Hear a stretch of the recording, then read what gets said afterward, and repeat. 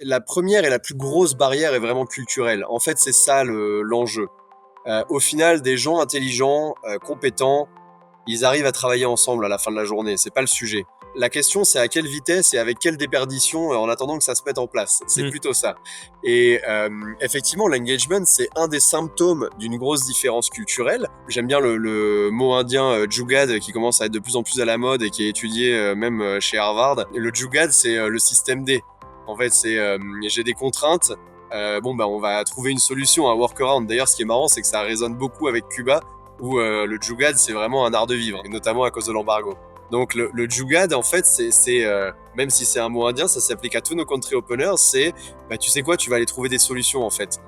Hello, bienvenue sur le podcast des Leaders sans frontières, le podcast où nous partons à la rencontre des meilleures pratiques managériales et entrepreneuriales, inspirées des différences culturelles et de l'international.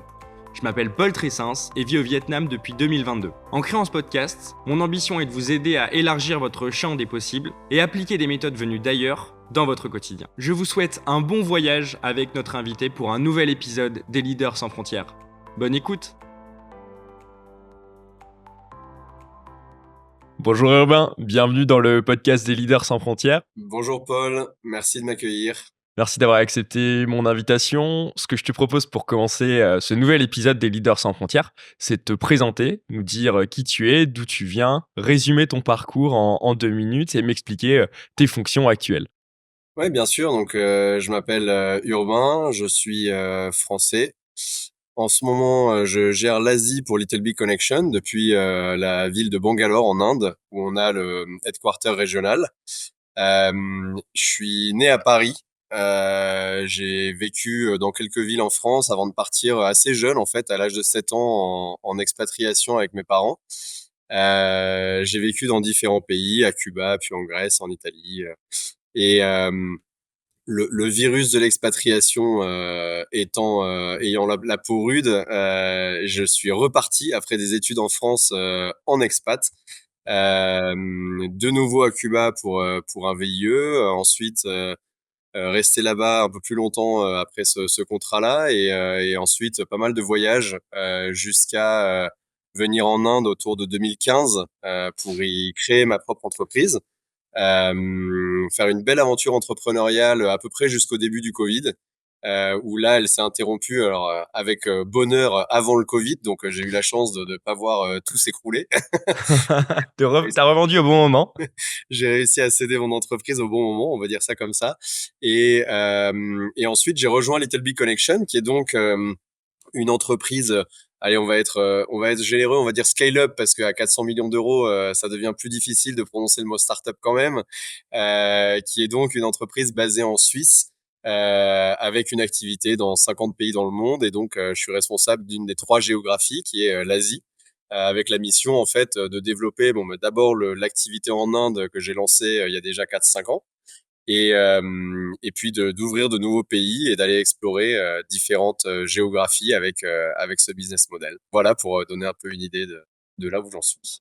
Super. On va revenir justement sur ton aventure à Cuba, ton aventure entrepreneuriale en Inde et maintenant cette belle aventure avec Little Big Connection. Première question, parce que tu as un prénom qui est peu commun, Urbain. Est-ce que tu peux m'expliquer la racine de ce mot, l'origine de ce mot? Ça vient du latin urbs urbis, ça veut dire la ville. Ok. C'est assez pratique parce que du coup, ça se traduit dans toutes les langues. Donc à Cuba, c'était urbano, et en Inde, c'est urban. Like the person from the city, tu vois, c'est facile à expliquer aux gens, ils s'en souviennent. Et c'est un prénom original. Je pense que mes parents avaient des ambitions de nous donner à tous des prénoms originaux, et ils ont plutôt bien fait le boulot, on va dire. Super. Tu as vécu donc ton enfance en tant qu'expatrié, même si tu es né à Paris, après vous êtes vite parti. Tu es revenu en France pour faire tes études à Lille, à l'EDEC. Avant de commencer ta carrière en France, puis repartir à Cuba, tu as commencé ta carrière chez Pernod Ricard, et ensuite tu as eu une opportunité justement d'un ancien de Pernod Ricard qui t'a recruté à Havana, du coup au Cuba, pour aller travailler chez Havana Club, pour rester justement dans la partie spiritueux. Est-ce que tu peux m'expliquer justement ta vie à Cuba et comment s'est passé tes 3 années passées entre 2012-2014 où tu étais Chief of Staff du CEO à Havana Club à Cuba. Ouais, absolument. En fait, donc quand je suis parti au moment de la césure en fait en école de commerce, qui est quand même une super opportunité, il faut le reconnaître, de faire des expériences en entreprise et de d'ouvrir en fait des portes pour le futur, d'en fermer aussi, c'est important. Il y a des stages qui aident à savoir ce qu'on veut pas faire. Mm. Et dans ce cas-là, j'ai eu la chance en césure, en fait, de faire 1 an dans l'équipe M&A de Pernod Ricard au siège mondial qui à l'époque était place des États-Unis. Maintenant, ils ont déménagé dans un endroit encore plus sympa, The Island, en plein Paris. Euh, et effectivement, le directeur de cette équipe a été nommé directeur général d'Havana Club International, donc la filiale à Cuba qui produit le rhum Havana Club, qu'on connaît bien. Et lui ne parlait pas espagnol au départ, même s'il l'a appris très vite, et savait qu'il y avait forcément des clés de lecture culturelle qui allaient mettre beaucoup de temps en fait pour lui à se mettre en place, et voyait un gros avantage à avoir un chief of staff qui possédait ces clés-là, de par une enfance vécue là-bas, de par encore en plus une proximité assez importante avec le pays. J'ai continué à y retourner en fait pendant toutes ces années. J'y ai gardé des liens, j'ai gardé des gens qui sont comme de la famille, et lui a vu ça comme une possibilité de d'accélérer en fait son impact sur l'entreprise en s'appuyant justement sur ses clés de lecture. Je me souviendrai toujours, c'était allez, entretien d'embauche, c'est un bien grand mot parce qu'on se connaissait déjà très bien, mais il m'a dit ton métier, ça va être de me remonter de l'information. Et en fait, c'était ça qu'il voulait. C'était quelqu'un qui puisse aller au contact des différents interlocuteurs et qui puisse lui donner la vraie version des choses telles qu'il ne l'aurait pas forcément comprises à cause de biais culturels ou, on va dire, biais managérial, on va dire, le C-level qui impressionne ou à qui tout le monde ne dit pas forcément tout, paradoxalement. Ok. Et quelles sont justement ces clés de lecture? Est-ce que tu peux m'en citer quelques-unes? Ouais, bien sûr. Alors Cuba, c'est un pays vraiment très particulier, hein. Il y a des lois pour les entreprises en JV avec l'État cubain, hein. Donc Havana Club, c'est une JV à 50-50 entre Pernod Ricard et l'État cubain. Il y a des lois qui s'appliquent, notamment sur les salaires maximums, etc. C'est extrêmement réglementé. Et le premier biais culturel, en fait, ça va être l'implication au travail. En fait, je me souviendrai toujours, pendant le premier mois là-bas, j'ai demandé à la chef comptable de rester avec moi un soir pour qu'on finisse un sujet. On avait besoin de ses accès, etc., pour voir certaines infos et comprendre certaines choses qui se passaient. Je lui demande à 6 heures de rester au moment où elle se lève et où elle prend ses clés. Et elle me dit, mais tu sais combien je suis payé ou pas? Tu connais mon salaire? Je lui dis, bah, non, non. Donc, elle me le dit, ça devait être 25 ou 30 dollars. C'est public de toute façon, puisque les salaires s'étalent entre allez, 20 et 50 dollars, on va dire, pour la personne la mieux payée de l'entreprise. Et à l'époque, en tout cas. Et elle me dit, mais tu comprends que moi, en fait, ce que vous me payez, ça me permet pas de mettre à manger dans mon assiette. Donc, en fait, là, je vais à mon deuxième boulot, et puis après, il y a le troisième boulot. Je suis comptable pour des restaurants privés, etc. Et en fait, cette lecture-là, elle m'a moins choqué, je pense, que quelqu'un qui aurait pas vécu là-bas, qui aurait pas forcément en tête ces éléments-là. Mais malgré ça, dans un monde corporate, c'est forcément relativement étonnant quand quelqu'un t'explique qu'en fait, il a d'autres boulots, que t'es pas la priorité, alors que il est là 8 heures par jour, tu vois, payé sur ton payroll. Hmm. Et ben non, en fait, sa priorité, c'est pas de faire son boulot chez toi. En fait, c'est un travail qu'il a pour certains avantages en nature qu'ils ont, par exemple la couverture sociale, etc. Euh, mais, euh, mais en fait, travailler avec des gens comme ça, c'est un challenge de tous les jours en termes de motivation. Comment est-ce qu'on donne à quelqu'un l'envie de bien faire quand on n'est pas en train de le payer suffisamment pour faire son boulot déjà? Et en fait, il faut aller chercher. Alors déjà, c'est très latin, donc ça va être extrêmement personnel. C'est-à-dire que c'est les relations personnelles qui vont faire que les gens travaillent avec vous, pas le fait que c'est leur boulot. Ça, c'est pas la priorité. Donc, créer des relations extrêmement personnelles, authentiques, parce que il y a rien de pire en fait que les faux semblants pour des gens pour qui les relations humaines en fait sont vraiment au cœur de leur vie de tous les jours. C'est ce qui est le plus important, la famille, les amis, les gens avec qui on s'entend bien. C'est très facile de créer des liens assez forts, mais il faut que ce soit authentique. Sinon, c'est retour de bâton garanti et là, ça peut aller très très mal. Et donc créer ces liens-là et ensuite donner aux gens le sens de ce qu'ils font. Paradoxalement, ça ressemble un peu parfois à gérer des gens de la Gen Z en disant bah, c'est pas parce que le process le dit en fait que la personne a envie de le faire.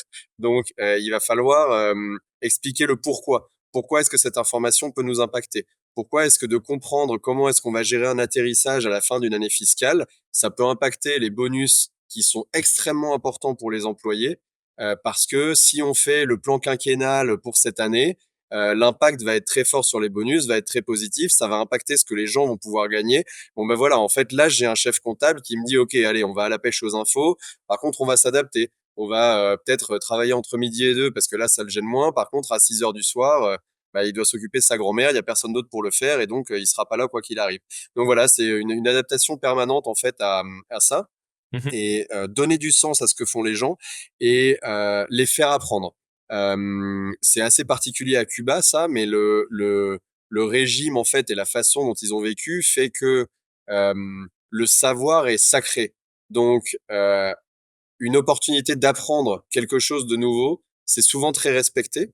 Et donc, ça va pas être j'ai besoin de tes informations pour moi les traiter et en faire quelque chose. C'est j'ai besoin de tes informations et tu vas voir qu'avec ces informations, on va construire quelque chose qui va permettre d'atteindre tel résultat et on va le faire ensemble. Et la prochaine fois, c'est toi qui vas faire l'analyse. Et tu seras Mmh. en fait maître du process et tu vas faire l'analyse et tu vas venir vers moi avec l'information qui, encore une fois, a du sens, impact, etc. Et donc, bah, notamment, faire du Excel 101 pendant très longtemps avec des équipes finance qui étaient pas forcément en maîtrise sur des outils comme ça. Des choses comme ça, en fait, ont permis de débloquer vraiment beaucoup de choses. OK. Voilà, pour quelques exemples. Tu parlais justement de process. Je t'imagine arriver, Pernod Ricard à Paris, le département M&A, là, tu arrives à Cuba.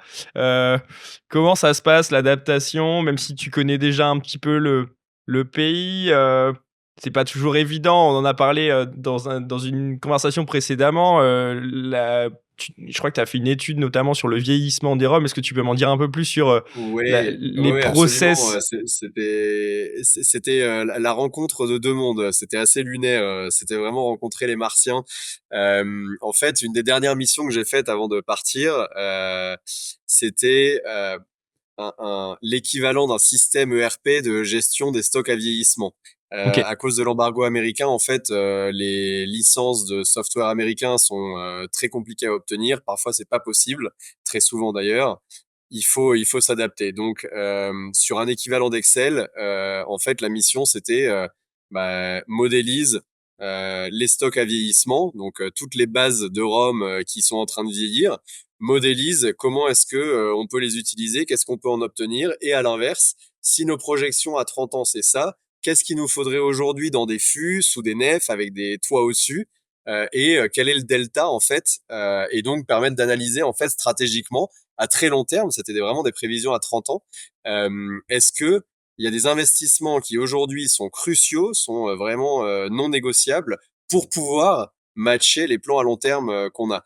Donc le job en fait donc tout pompeux qui sonne c'était de me retrouver en face d'un maître romier du maître romier d'Havana Club et de lui dire voilà moi en fait j'ai des cases à remplir donc qu'est-ce qu'on met et ce type là donc qui passe sa vie à faire des mélanges à goûter à faire de l'assessment de qualité de sérum etc et qui est vraiment le professeur tournesol hein, dans sa nef moi j'arrivais avec mon tableau avec des choses à remplir dedans et effectivement, c'est compliqué hein, quand on atteint certains éléments comme le charbon actif, par exemple, qui est utilisé pour filtrer les liquides.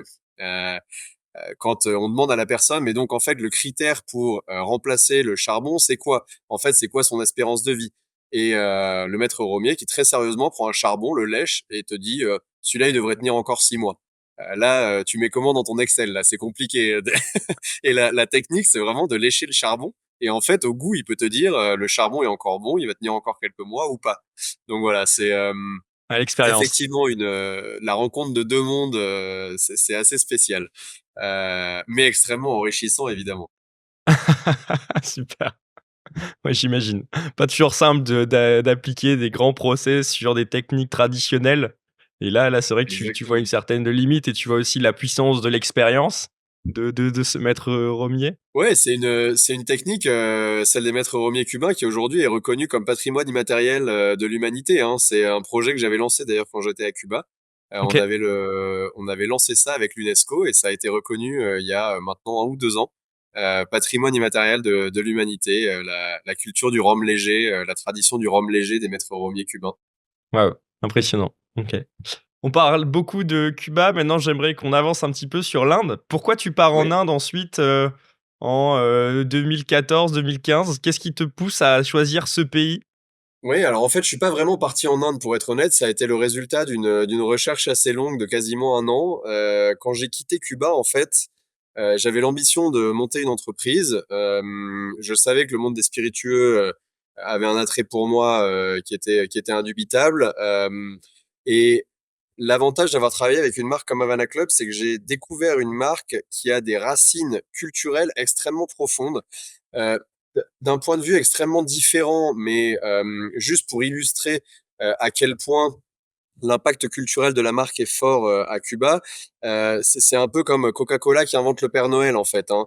Une marque comme Havana Club, elle a des racines extrêmement profondes et pour qui a été à Cuba, les marchés d'artisanat par exemple regorgent de petites sculptures en bois de la ville ou de petites statues de motos, etc., qui représentent très très souvent la marque. Il faut savoir que Havana Club n'a jamais payé 1 centime pour ça. En fait, la marque est présente dans l'artisanat local, dans les marchés à la Havane, parce que la marque fait partie de l'identité cubaine. Mmh. Aujourd'hui, Cuba, en partie, c'est le Rhum Havana Club. De même que c'est les cigares, etc. Euh, ce type d'ADN en fait pour une marque, c'est inarrêtable parce qu'en fait c'est authentique, c'est extrêmement profond, donc extrêmement riche en termes d'histoire à raconter, d'histoire à développer. Et ça permet, dans un monde où, notamment pour les produits luxe ou pour le cas d'Havana Club, il y a du luxe, il y a du moins luxe, mais on va dire des produits un peu plaisir sur lesquels on investit pour se faire plaisir. En fait, les gens aujourd'hui recherchent de l'authenticité, recherchent des histoires et pas juste le produit. Donc il faut avoir un bon rhum, certes, mais il faut avoir des histoires à raconter derrière. Il y a toute une campagne qui a été lancée pour le Havana Club 7 ans avec des tags sur le cou de l'étiquette avec le nom d'une personne et un QR code. Et on scannait et ça montrait, ben voilà, en fait, la canne à sucre qui a été utilisée pour cette bouteille, elle a été coupée par Pablo à Cienfuegos, avec une photo de Pablo sur le site web, etc. Et en fait, pour une marque, d'avoir des racines comme ça, c'est un patrimoine inépuisable pour aller créer de l'histoire pour les consommateurs. Et c'est un gage d'authenticité qui, encore une fois, n'est pas achetable. Euh, c'est quelque chose qui n'a pas de prix en fait, qui peut pas être recréé par la suite. Donc je voulais en fait créer une marque avec un ancrage aussi profond, culturel, etc. Et pour ça j'ai voyagé. Donc j'ai quitté Cuba en 2000, fin 2014. Je suis parti de Saint-Pétersbourg et j'ai voyagé uniquement en train, en voiture. J'ai traversé en fait toute la Russie. J'ai passé beaucoup de temps en Sibérie pour goûter des choses et voir ce qui s'y passait. En Mongolie aussi, le lait de jument fermenté dans les intestins de mouton n'a plus de secret pour moi. Euh, Excellent, très intéressant, très authentique, plein d'histoires. Par contre, moins vendables. Mais bon, il y a eu des choses. Il y avait un peu de tout, on va dire. Et j'ai continué jusqu'à la Chine où j'ai descendu le littoral est jusqu'à Xiamen. Je suis parti rentrer un peu en France, reparti au Vietnam pour explorer là-bas aussi, et ensuite arrivé en Inde, dans le Kerala, où il y a deux choses qui se sont passées. La première, c'est que j'ai retrouvé des drapeaux avec des faucilles et des marteaux et la photo du Che partout, donc j'avais l'impression de pas être parti de Cuba 1 an avant. Et il faut savoir que le Kerala est le seul pays du monde, le seul État du monde à avoir élu démocratiquement un régime vraiment communiste tel qu'on a pu les voir à Cuba, en Chine, etc. Euh, Et l'autre chose que j'y ai trouvé, c'est une profondeur culturelle extrêmement importante. L'Inde a probablement la civilisation qui a passé sa tradition orale puis écrite depuis le plus longtemps. Je pense qu'avec le judaïsme, c'est vraiment les deux civilisations les plus anciennes au monde. L'Inde, c'est un peu un amalgame, hein. Ça veut dire tout et pas grand-chose parce qu'en fait, dans l'Inde, il y a énormément de choses différentes. Il y a vraiment les civilisations de l'Indus, du Nord, qui elles ont le sanskrit, etc. Et puis les civilisations plus dravidiennes au Sud, qui ont coexisté, mais qui ont vraiment des traditions séparées. En tout cas, ce qui s'est passé, c'est qu'en Inde, j'ai découvert une richesse culturelle et un potentiel qui était au moins aussi fort qu'à Cuba, qui était très peu connu. L'Inde a extrêmement mauvaise presse pour beaucoup de gens encore en Europe aujourd'hui, complètement à tort, mais c'est quelque chose qui change doucement mais sûrement.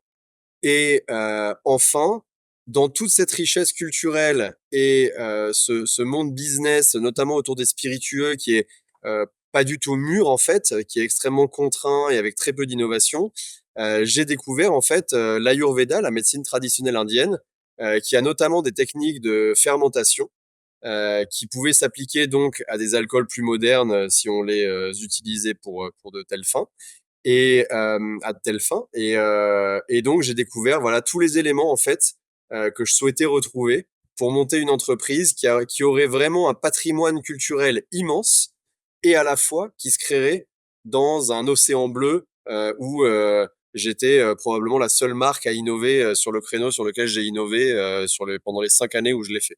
Super. Voilà pour l'histoire de comment on se retrouve en Inde à faire de la R&D dans un hôpital ayurvédique pendant 6 mois.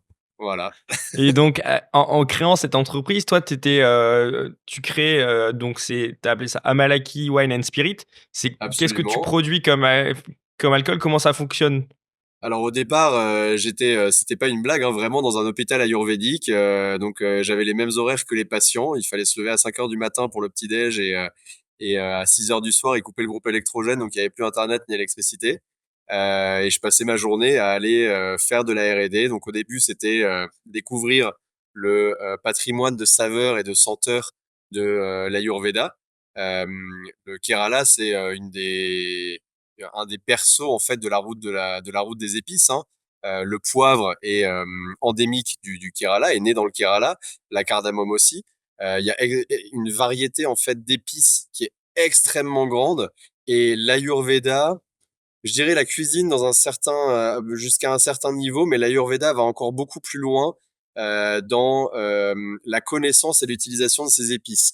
L'Ayurveda, donc médecine traditionnelle indienne, lui a des recettes millénaires et utilise des épices qui ne sont vraiment même plus connues en Inde en fait. Ils sont des épiphénomènes utilisés seulement dans certains médicaments, etc.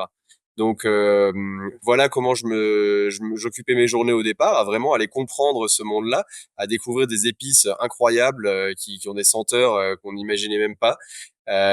Et ensuite, à lancer de la R&D sur comment est-ce qu'on va utiliser ce patrimoine de senteurs et de saveurs, ce patrimoine de techniques de fermentation aussi, avec notamment des fermentations dans des cuves en céramique enterrées sous terre pour éviter la micro-oxygénation, puisque les cuves en céramique en fait peuvent laisser passer de l'oxygène et donc perturber une fermentation anaérobique. Quand on les enterre, en fait, on va gérer ce problème-là et en plus gérer le problème de température. Ça reste beaucoup plus stable et plus Mmh. frais que la température qu'il peut faire dans le Kerala en été. Et donc, aller en fait explorer toutes ces techniques, les mettre en relation avec les ingrédients et puis décider bah, qu'est-ce qu'on peut sortir de tout ça, comment est-ce qu'on va extraire des saveurs, qu'est-ce qu'on va en faire, etc. Et créer en fait de là le concept d'un alcool super premium indien fait en Inde, ce qui aujourd'hui est devenu une vraie tendance. Il y a des marques tous les ans en ce moment qui se lancent Make in India avec des recettes vraiment faites en Inde. Mais à l'époque, ça n'existait pas. C'est-à-dire qu'à l'époque, le nec plus ultra, c'était d'aller acheter un alcool importé. Aujourd'hui, notamment ce que ma marque a participé à accompagner, c'est une transition vers aujourd'hui le luxe peut être indien. Il y a Mmh. suffisamment en fait de savoir-faire, de patrimoine, etc. en Inde pour aller faire du luxe indien dans les spiritueux par exemple. Et aujourd'hui, la marque principale que j'ai vendue, qui est un whisky, fait dans l'ouest de l'Inde, mais avec des céréales qui viennent de toute l'Inde, et vendu partout en Inde comme un produit plutôt luxe en fait, avec un positionnement assez élevé à 40-50 € la bouteille. Voilà, donc on a accompagné en fait ce mouvement-là, cette transformation d'une économie qui copiait, qui disait le mieux c'est l'occidental, vers une économie qui est devenue, ou en tout cas une consommation pour une partie de la population, qui est devenue, voilà, en fait, on a de la fierté de notre indianité. C'est une identité dont on est fier, qu'on respecte et qu'on peut consommer même dans des produits très évolués. Et qu'est-ce qui t'a conduit à revendre cette entreprise? Pourquoi tu as fait le choix d'ensuite, diriger ta carrière vers de nouveaux horizons et de quitter le monde des spiritueux? C'est une bonne question parce que c'était certainement pas parce que ma passion s'essoufflait. Je crois que c'est Paul Ricard dont le livre s'appelait La passion de créer. C'est vraiment ça, hein, il y a de ça. Non, la raison pour laquelle il y a eu une évolution, c'est qu'en fait, quand tu crées une entreprise, je pense qu'il faut avoir la tête sur les épaules et savoir sur quoi tu apportes de la valeur. Ton entreprise apporte de la valeur sur certains éléments d'une chaîne de valeur qui peut être extrêmement longue. Tu peux en représenter une partie seulement. Tu peux en représenter la totalité. Ça dépend vraiment de ce que tu fais. Euh, En Inde, la partie que j'avais développée avec les personnes avec qui je m'étais associé, les personnes qu'on a embauchées pour aller créer l'univers de marque, etc., était toute une partie en fait sur de la propriété intellectuelle et toute la partie R&D, toute la partie développement de marque, de packaging, d'histoire, etc. Euh, Au final, ce que j'ai réalisé, c'est que la partie manufacturing et la partie distribution étaient des éléments sur lesquels j'allais devoir passer 98% de mes efforts pour obtenir 2% du résultat de la chaîne de valeur. Et en fait, c'était pas quelque chose qui valait le coup. Je pense que quand tu crées une entreprise, quand tu as un projet dont tu es passionné, tu veux savoir qu'en fait, tu vas impacter la chaîne de valeur de manière importante et pas t'épuiser à Mmh. finir les derniers maillons jusqu'à un consommateur. Au final, ce que j'ai réalisé, c'est que la valeur de ce que j'avais créé, c'était en B2B. C'était quelque chose que je pouvais revendre, confier à quelqu'un qui allait, lui, avec son réseau de distribution et son empreinte, son footprint de manufacturing déjà existant, allait pouvoir en fait aller beaucoup plus vite et beaucoup plus loin que ce que j'aurais pu faire.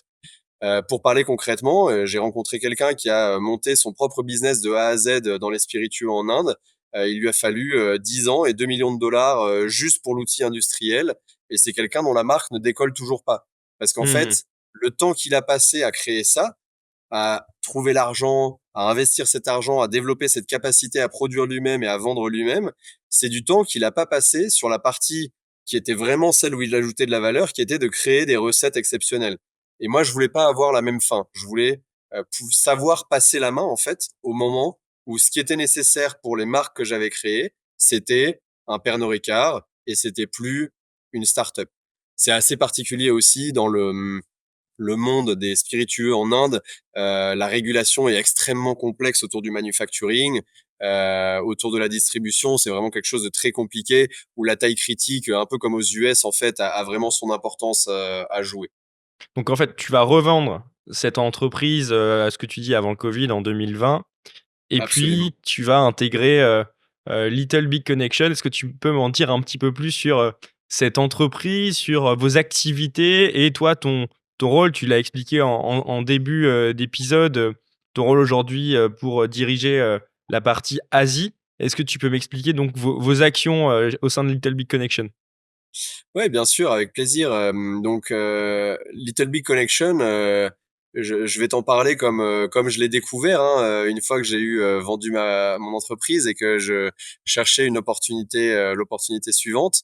Il y a eu plusieurs projets qui se sont présentés à moi, d'ailleurs d'entrepreneuriat notamment, mais Ouais. j'ai choisi en fait le projet de Little Big Connection euh, parce que j'ai vraiment ressenti un potentiel extrêmement intéressant et j'ai trouvé particulièrement en fait pertinent dans un pays comme l'Inde où Little Big Connection, de son propre aveu, ne connaissait pas en fait les standards de marché, la façon de fonctionner, savait que son business model allait devoir être modifié. J'ai trouvé intéressant en fait de partir de cette entreprise qui était en train de devenir une scale-up et plus seulement une start-up, et et d'adapter ça en fait à un marché avec le potentiel de l'Inde. Il y avait un effet potentiel d'accélération en fait qui était hyper séduisant, et d'ailleurs c'est ce qui s'est passé, hein. C'est pour ça qu'on a le bonheur d'en parler aujourd'hui.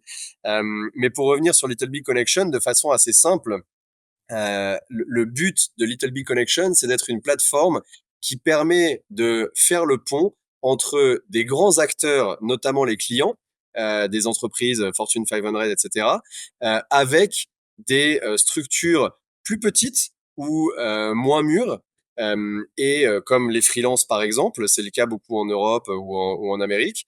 Moins en Asie, il est vrai, parce que le marché est moins mûr là-dessus, quoique ça commence vraiment à décoller. Et puis des structures comme des firmes de conseil, de recrutement, etc.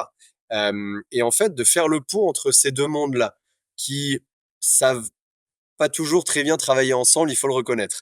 Donc, sur tout ce qui est la prestation intellectuelle, en fait, donc les gens qui ont des compétences à vendre, en fait, à faire profiter aux grands groupes, comment, en fait, mettre en relation des communautés de gens talentueux avec des grands clients qui ont besoin de compétences, parfois sur des projets courts, parfois de manière plus long terme, et les faire travailler ensemble de manière transparente et juste. Ce qui était compliqué avant un business model comme le nôtre. Mmh. Aujourd'hui, c'est quelque chose qui commence à être vraiment rentré dans les mœurs. Aujourd'hui, pour une entreprise de Fortune 500, en fait, travailler avec des freelances est une évidence. Pas toujours dans l'exécution, mais en tout cas dans le concept. C'est pour ça qu'on est là, pour l'exécution.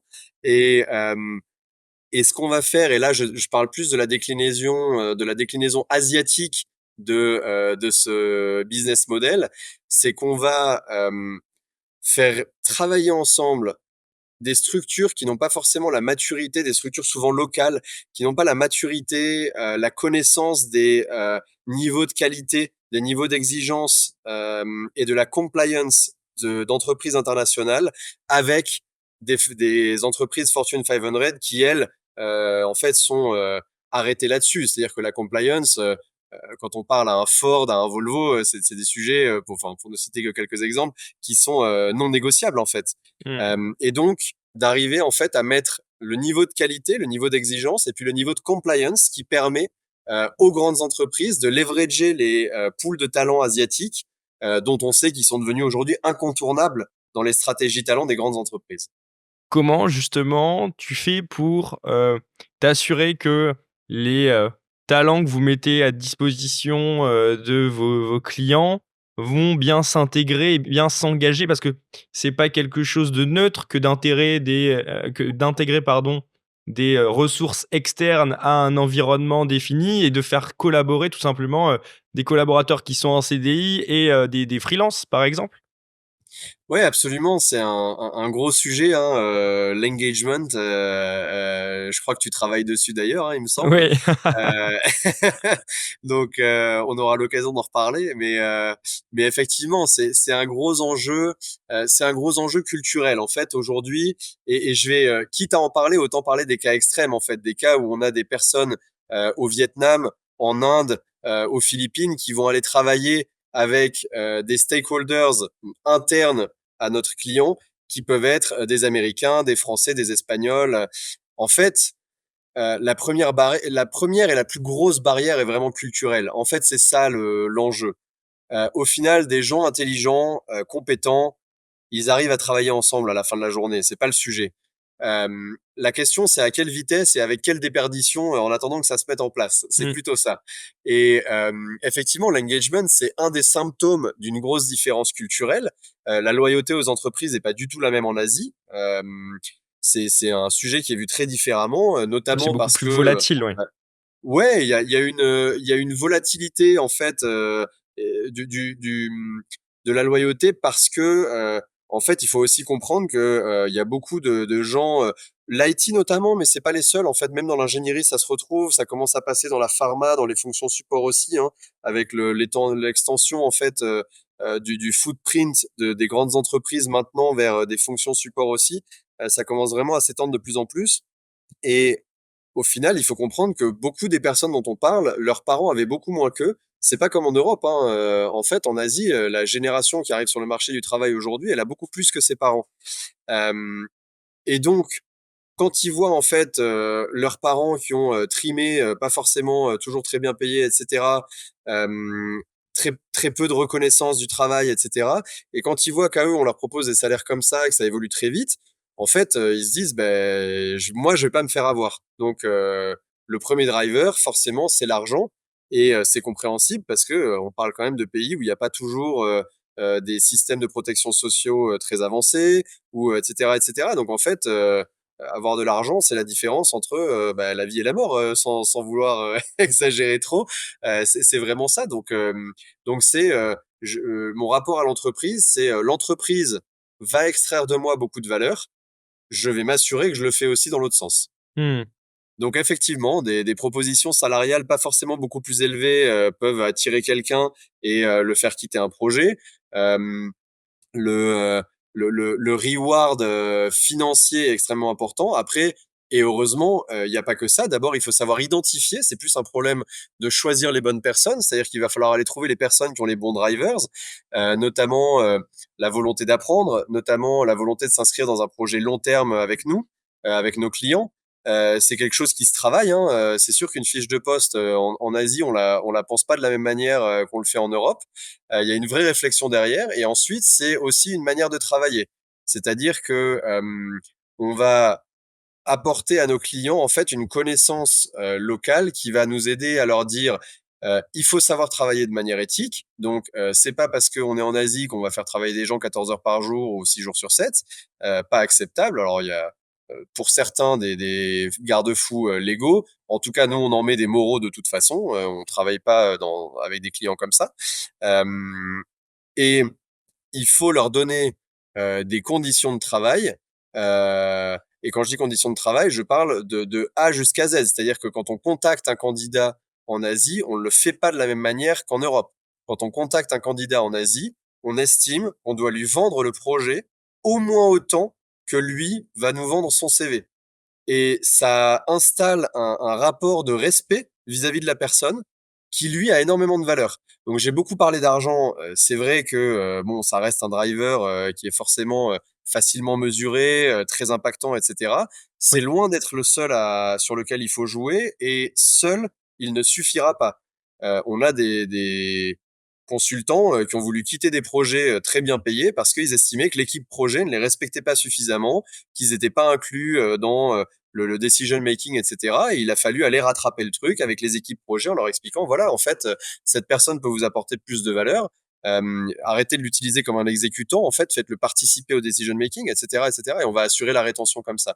Donc, gros sujet. L'engagement, c'est en fait la clé pour la rétention, Mmh. qui aujourd'hui, si tu parles à des HR en Asie, te disent, enfin, c'est ce qui les empêche de dormir la nuit. Hein. Les HR aujourd'hui, c'est combien ton taux d'attrition? C'est la plus grande question que tu peux te poser. Pour info, on a un client avec qui on a commencé à travailler pendant le Covid qui Ouais. nous disait que 80% des personnes qui signaient pour venir travailler avec lui, interne, externe, peu importe, hein, que ce soit sur son payroll ou en mode conseil, peu importe, 80% pardon, des personnes qui avaient signé le document légal comme quoi ils allaient venir ne se pointaient pas le premier jour du projet pendant le Covid. Waouh. Alors que OK. c'était du remote, alors que etc etc. Mais en fait, voilà, l'engagement, c'est important. Il faut, nous on a quelque chose qu'on fait pas forcément en Europe parce qu'il y a moins besoin. Ou que c'est plus, on va dire, le candidat va aller se renseigner sur l'entreprise et détecter la valeur de la marque de l'entreprise lui-même. En Asie, on est vraiment un agent qui véhicule l'entreprise employeur, même si c'est pour des externes. On fait aussi du recrutement, mais même quand c'est pour des externes, on est vraiment un agent qui véhicule la marque employeur des groupes qui sont nos clients. Donc c'est quelque chose à vraiment prendre en compte. Voilà, ça te donne quelques éléments sur OK. sur l'engagement, qui effectivement en Asie est un énorme sujet. Hyper Je peux dire intéressant. avec fierté que les deux premiers consultants que j'ai démarrés il y a 4 ans travaillent encore chez le même client, pas sur les mêmes projets. Donc l'engagement est là. Après ça, c'est pas que qu'ils l'ont pas fait, c'est que j'ai perdu un peu la suite. Je t'avoue que j'ai moins suivi.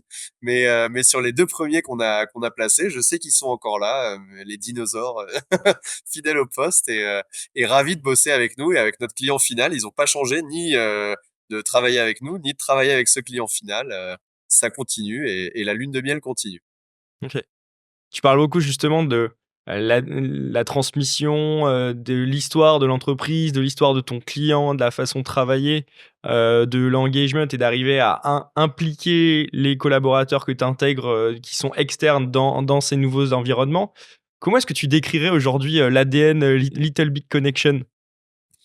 Oui, donc en fait, Little Big Connection a vocation à devenir le leader mondial du management complet de la workforce.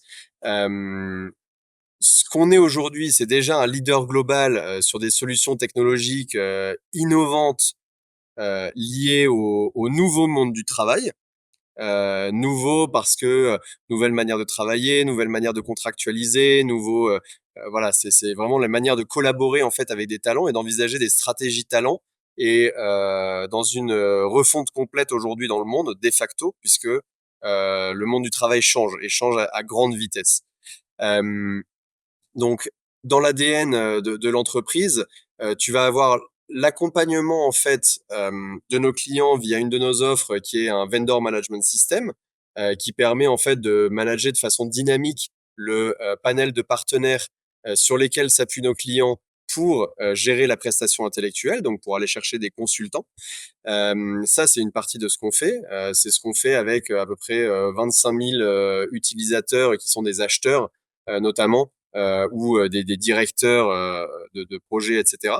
L'autre partie de ce qu'on fait, qui est vraiment la mise en relation dont j'ai parlé avant, qui est une capacité à aller crowdsourcer le talent pour donner accès à des grands comptes, à des grands clients, à des gens ou à des structures qui n'auraient pas pu le faire seuls, puisque tu vois, faire un contrat cadre avec un grand client, une boîte Fortune 500, tu le fais pas en claquant des doigts, tu le fais pas en étant freelance notamment. Mmh. Donc il y a cet aspect-là. Et à l'inverse, pour les entreprises, c'est de leur permettre de bridger le skills gap. Aujourd'hui, en France, en France, en Europe, aux US, il y a un skills gap qui est énorme. J'aime bien donner l'exemple de la France parce que c'est parlant. Aujourd'hui, l'Inde diplôme en un jour autant d'ingénieurs que la France en un an. Le nombre de jobs dans l'IT qui ne sont pas staffés et pour lesquels on n'a pas les compétences en Europe, c'est à peu près le même que justement le nombre d'ingénieurs qui sortent d'école par jour en Inde. Donc il y a un fit en fait entre le talent pool asiatique et le skills gap en Europe et aux US qui est assez évident. Après, il faut le faire de manière intelligente, de façon responsable, compliant Bien sûr. notamment. Quand c'est du cross-border, tout de suite, tu touches à des choses un peu sensibles, côté taxes, côté légal, côté obligations statutaires, etc. Donc, il faut savoir le faire bien.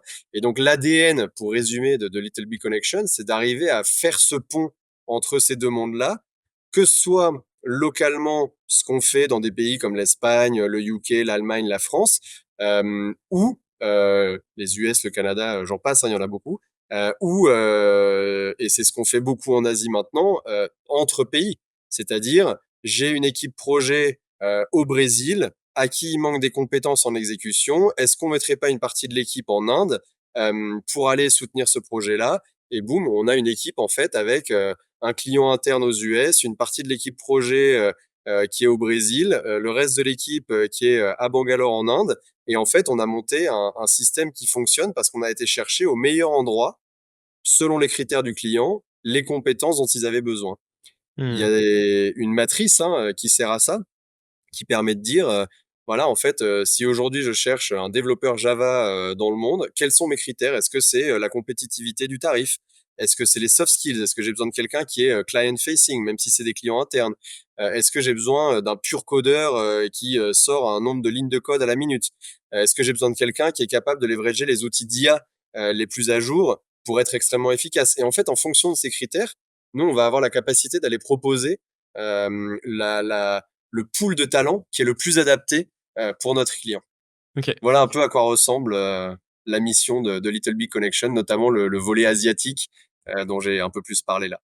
Et comment vous ouvrez les parce que tu dis, notre ambition, enfin, on est en scale up, on veut se développer, on veut devenir un des leaders, enfin le leader même mondial. Heu, Comment vous faites pour vous développer aussi rapidement et étendre justement vos activités? Bah, toi, ton métier, c'est de développer, l'Asie. Est-ce que vous avez un playbook justement qui vous permet en, je sais pas, une semaine, d'ouvrir un pays? Comment ça se passe? Alors, un playbook, d'une certaine façon, en fait, il y a deux choses. Il va y avoir, il faut trouver la personne et il faut savoir l'accompagner. Euh, Aujourd'hui, le secret d'une expansion internationale réussie, c'est ce qu'on appelle nous chez nous les country openers. En fait, c'est des gens qui sont capables de prendre leur bâton de pèlerin, d'aller prêcher la bonne parole dans un nouveau pays, tout en étant capables d'avoir un positionnement stratégique et de dire je dois aussi être capable d'adapter mon business model, le copier-coller d'un business model européen en Asie ou en Amérique latine. Bon courage, hein, ça ne marche pas. Donc en fait, c'est trouver la personne qui va être capable de faire ça, tout en étant capable de prendre la pelle dans la tranchée, et parce que c'est pas évident au début, hein. C'est beaucoup de boulot et il faut se salir les mains. Donc en fait, ça c'est l'élément le plus important. C'est vraiment d'aller chercher la bonne personne, et tu t'en douteras du coup, la bonne personne, elle vient pas toujours de la même école, elle a pas toujours le même background, et souvent d'ailleurs c'est des profils un peu atypiques. Je pense que j'en suis un exemple assez parlant. J'avais jamais fait de sales ou d'IT avant d'ouvrir l'Inde, et pourtant, tu vois, ça a fonctionné. Pourquoi? Parce que fibre entrepreneuriale, parce que résilience, c'est vraiment un des mots-clés. Soyons honnêtes, Mmh. c'est pas facile. Bien Si sûr. ça l'était, quelqu'un d'autre l'aurait déjà fait. Donc, en fait, une expansion internationale, c'est pas facile. Et donc, il faut être capable d'aller chercher vraiment des personnalités plus qu'un CV. Les bonnes personnes, on les trouve comme ça. Il y a deux manières. Il y a en interne, en fait, en trouvant des personnes qui sont déjà familières de l'entreprise, qui vont du coup avoir moins de barrières pour démontrer leur potentiel. Et puis, il y a en recrutant et en formant des talents de différents pays et puis même locaux, en fait, parfois. On a ce qu'on appelle le programme Unlock, qui est un programme qu'on a créé pour vraiment être capable d'infuser la vision chez ces country openers. Ce qu'on s'est dit, c'est en fait ces gens qui vont aller ouvrir des pays, et tu vois, moi aujourd'hui, c'est mon métier, c'est d'en envoyer justement dans des pays asiatiques. Ces personnes-là, on est d'accord qu'on a choisi des personnalités avec énormément d'autonomie, de capacité à avoir une vision stratégique tout en faisant du très concret, etc. Tout ça, il faut que ce soit dans les limites du bac à sable, en fait. C'est qu'est-ce qu'est notre objectif à la fin de la journée quand même, parce que leur projet, il va évoluer, mais il faut quand même qu'ils s'inscrivent dans une certaine logique avec ce qu'on essaye de faire à l'échelle mondiale, etc. Et donc faire infuser cette vision et partager des outils qui sont utiles partout dans le monde. Tu les utilises plus ou moins selon les pays, de manière différente parfois, mais c'est utile partout. Euh, Ça, c'est quelque chose en fait qu'on fait avec un programme d'incubation. Donc on va avoir une période de quelques mois où la personne va être dans un marché qui a déjà réussi, D'accord. qui fonctionne déjà, qui est un marché international. Donc comme ça au moins ils savent que c'est possible. C'est important pour pas perdre la foi plus tard pendant leur cheminement de country opening. Et ils vont être incubés dans cet environnement-là pour voir que ça fonctionne, pour voir quels sont les outils clés. Et ensuite, on va les accompagner à travers les différentes phases du programme Unlock, qui vont être en fait sur la base de certains KPIs. Voilà, tu commences à avoir du développer un petit peu de business, voilà, tu as quelques consultants, tu commences à avoir un début de communauté. Bon ben on passe à la phase 2, d'accord. La phase 2 c'est quoi? C'est on va venir en fait mettre du soutien sur tel élément, investir aussi sur des outils de développement commercial, etc. Et petit à petit, en fait, avec ces différentes phases, venir augmenter. Le secret de pourquoi ça a marché vite chez Little Big Connection, c'est le trial and error. Euh, le but, c'est d'essayer. Tout le monde a droit à l'erreur. C'est pas grave de se planter. On recommence avec les leçons apprises. Et pour que ce soit pas catastrophique ou fatal pour l'entreprise au bout de 10 essais, on s'assure qu'on le fait avec un faible investissement initial. C'est-à-dire qu'au début, on va investir sur la personne uniquement. On va envoyer quelqu'un avec le package qu'il faut pour que la personne ait un toit au-dessus de sa tête et se fasse pas de soucis. Et ensuite, on va pas forcément au départ euh, créer une entité légale, ouvrir un compte en banque, etc., etc., avoir une fiduciaire locale. En fait, tout ça, ça vient dans un second temps. Au début, j'aime bien le mot indien Jugad qui commence à être de plus en plus à la mode et qui est étudié même chez Harvard. Le Jugad, c'est le système D. En fait, c'est j'ai des contraintes. Bon, bah, on va trouver une solution, un workaround. D'ailleurs, ce qui est marrant, c'est que ça résonne beaucoup avec Cuba, où le Jugad, c'est vraiment un art de vivre, hein, notamment à cause de l'embargo. Donc, le Jugad, en fait, même si c'est un mot indien, ça s'applique à tous nos country openers. C'est, bah, tu sais quoi, tu vas aller trouver des solutions, en fait. Oui, au début, t'as pas une entité légale, locale. Alors, quand tu es en Europe de l'Est, bon, bah, tu te débrouilles, tu utilises le fait que sur Schengen, c'est facile, que tu as des pays en euros, d'autres pas, etc. Et tu vas trouver des solutions. À l'échelle asiatique, on a des hubs de facturation. Par exemple, Singapour en est un. Mmh. Normalement, c'est pas très compliqué de convaincre des clients de nous payer à Singapour. C'est quand même là où ils ont leurs HQ régionaux, etc. Et on va, par exemple, travailler en Thaïlande, développer le business avec une compliance fiscale totale évidemment, hein, mais d'abord via des entités qui sont pas forcément locales. Et ensuite, au fur et à mesure, on va venir mettre ces investissements. Et évidemment que d'avoir ton entité légale locale, ça va accélérer les choses, c'est plus facile pour l'administratif, etc.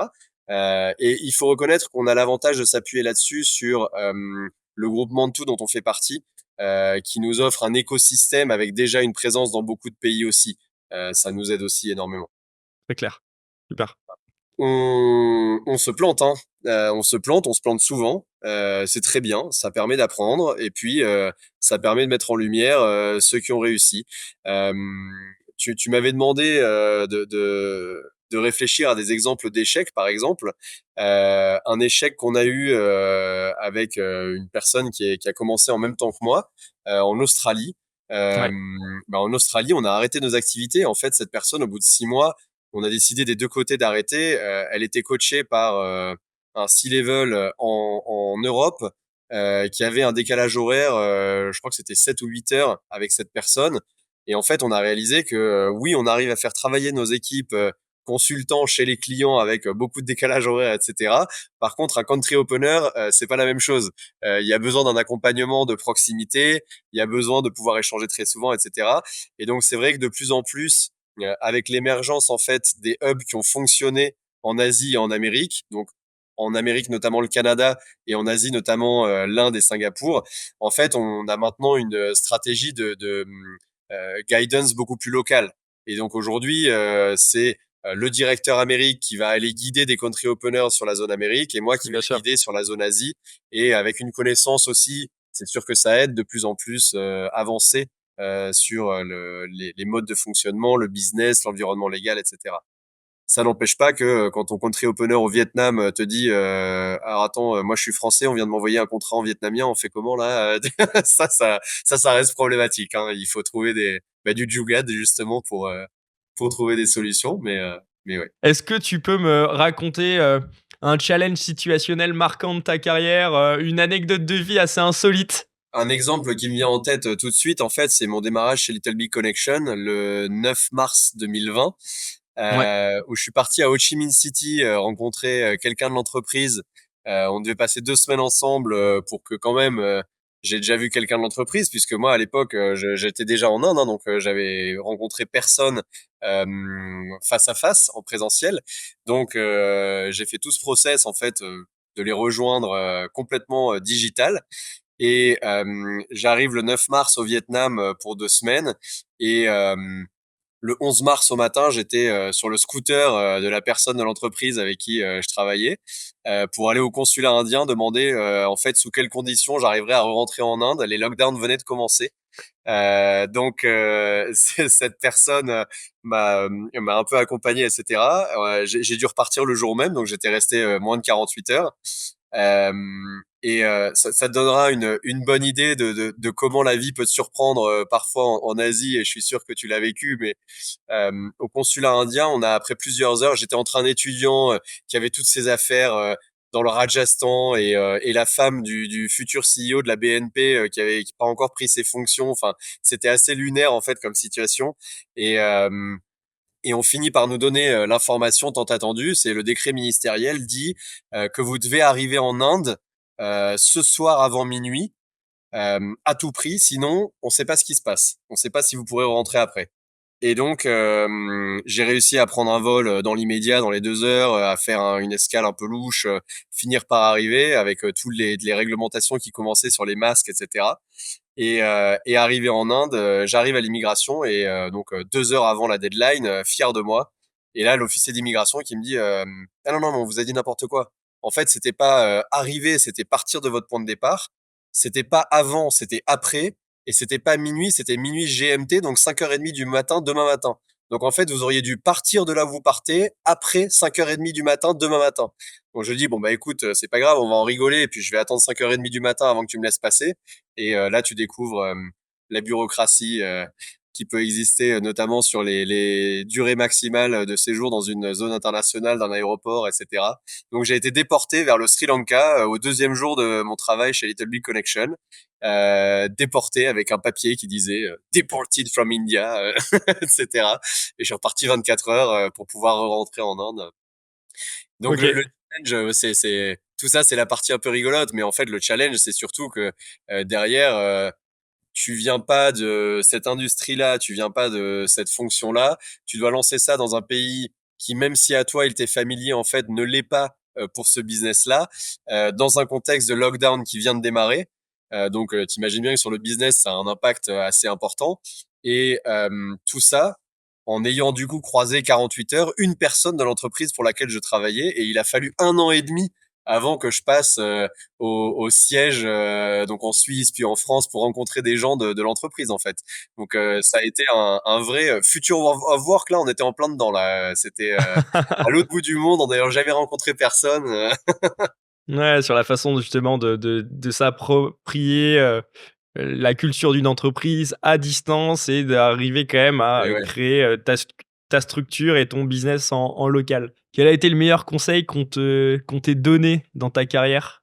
Je pense sincèrement que c'est une phrase, je pense que j'entendais plusieurs fois par jour de la part d'un de mes premiers patrons, un mec profondément brillant, euh, qui me laissait vraiment aller très loin dans ce que je faisais. C'était vraiment pas du micromanagement.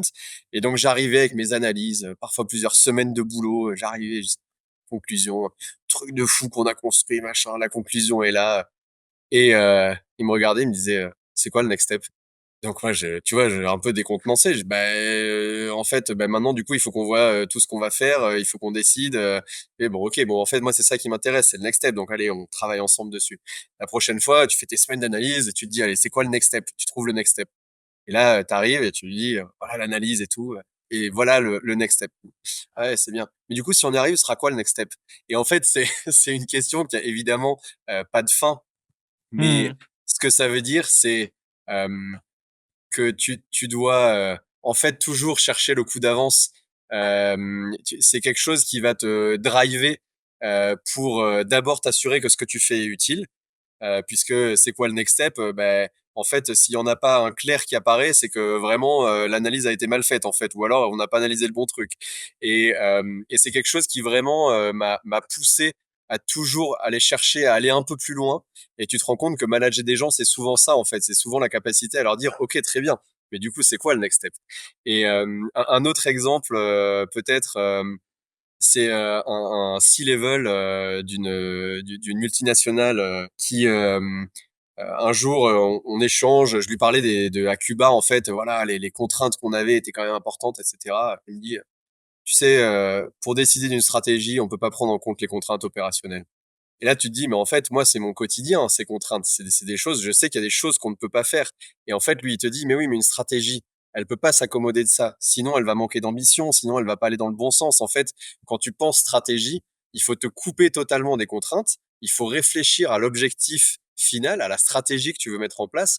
Et ensuite, tu vas pouvoir décliner l'opérationnel et comment est-ce qu'on va travailler autour des contraintes. Et c'est un peu ce qui se passe quand tu restes trop longtemps sur un job sans te poser de questions, c'est que tu finis par accepter les contraintes au lieu de les contourner, de les faire disparaître, de les travailler, alors que c'est ça le job. Et t'as pas peur de, créer une stratégie qui est hors sol et justement qui soit coupée de la réalité du terrain? Parce que si tu pousses jusqu'au bout, c'est là où tu peux aussi également te dire, dans ta tour d'ivoire, tu te déconnectes de la réalité et finalement tu ponds une stratégie qui est complètement en inadéquation avec, la réalité terrain. Et oui, mais c'est là où l'importance du dialogue intervient, c'est qu'en fait la stratégie, elle peut pas être décidée par quelqu'un qui est coupé du terrain et à exécuter par quelqu'un qui en est pas comptable et qui pourtant est l'exécutant. Donc en fait, tu vas avoir un dialogue après. Mais quand on dit définir la stratégie, en fait, on parle vraiment de grands objectifs, etc. Et en fait, ça, même pour la personne qui va être l'exécutant et qui connaît ses contraintes, il doit savoir se couper de ça pour penser la stratégie. Mmh. Et évidemment, après, tu as raison, c'est comment est-ce que cette stratégie, on arrive à la mettre en place. Et encore une fois, ça va permettre notamment de d'atteindre des objectifs via des stratégies d'évitement de contraintes ou bah, tout simplement en travaillant et en faisant disparaître des contraintes, là où l'acceptation de base de la contrainte comme faisant partie du landscape, du paysage, va t'empêcher de voir derrière la forêt. Il y a une forêt, on peut pas, tu vois, y aller, c'est pas possible, on peut pas traverser avec l'armée là. Mais en fait non. Il y a quoi de l'autre côté de la forêt? Est-ce qu'il y a la mine d'or? Oui, bon bah en fait on veut aller à la mine d'or. Et donc après, ah, il y a la forêt. Ok, mais du coup, on veut bien aller à la mine d'or, on est d'accord. Donc maintenant, qu'est-ce qu'on fait? Est-ce qu'on coupe les arbres? Est-ce qu'on passe autour? Tu vois?